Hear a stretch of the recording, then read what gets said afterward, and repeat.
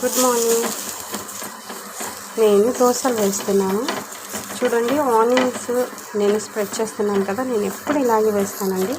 అప్పుడే మనకి దోశలు చాలా నీట్గా వస్తాయి, పెనంకి తగలకుండా. అయితే ఇవాళ నేను ఎగ్గుతో పిజ్జా దోశ వేస్తున్నాను. ఎగ్గుతో ఎలా అని మీరు అనుకుంటారేమో, చూడండి లాస్ట్ దాకా.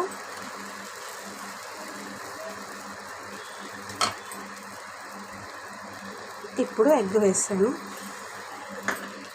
దీన్ని మొత్తం స్ప్రెడ్ చేయాలండి.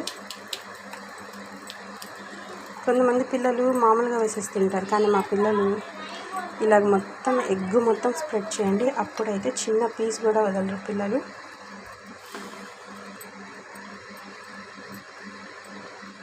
చూశారు కదా,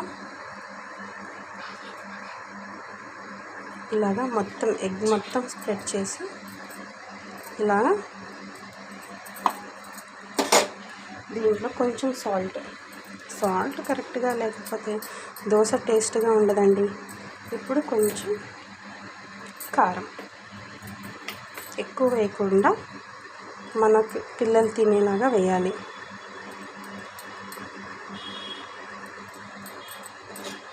చూసారు కదా, ఇప్పుడు ఆయిల్ వేద్దాం.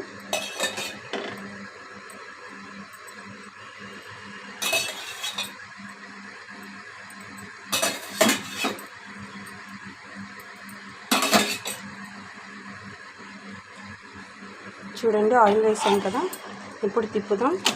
చూసారా, దోశ అంటుకోకుండా పెనానికి ఎంత నీట్గా వచ్చిందో. మా పిల్లలు వచ్చి అప్పుడే పిజ్జా కటింగ్ దోశ అని అడుగుతున్నారు. ఇప్పుడు ఒక 5 minutes కాలనిద్దాం.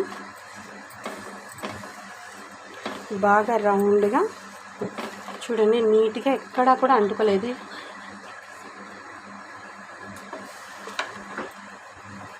ఇలా నొక్కడం వల్ల మీకు దోశ అనేది త్వరగా కాలిద్దండి. హోల్స్ పెట్టడం అనేది కొంచెం మంది హోల్స్ పెట్టుకుంటారు, కానీ నేనైతే ఇలా అదుముతాను. అప్పుడు మనకి దోశ ఈజీగా తొందరగా కాలిద్ది. పిల్లలకి నీట్గా కాలితేనే దోశ తింటారండి, ఎగ్ లేకపోతే వాళ్ళకి నచ్చదు. చూద్దాం.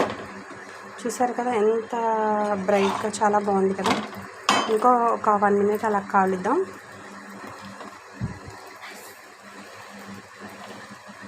ఇప్పుడు దీన్ని పిజ్జా దోశ అంటే ఏంటో అనుకున్నారు కదా, చీజ్ అది ఇది అని. కాదండి, పిజ్జా దోశ అంటే ఇలాగా మనం కట్ చేయడమే.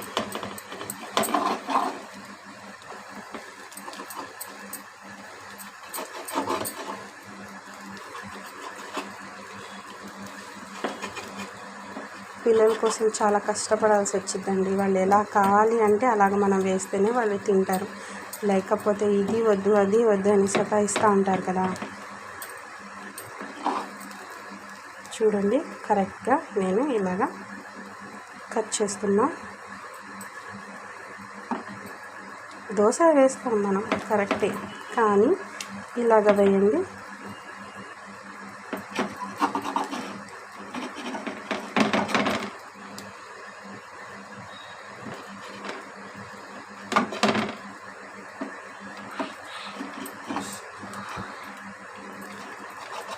ఇప్పుడు దోశ అయిపోయింది.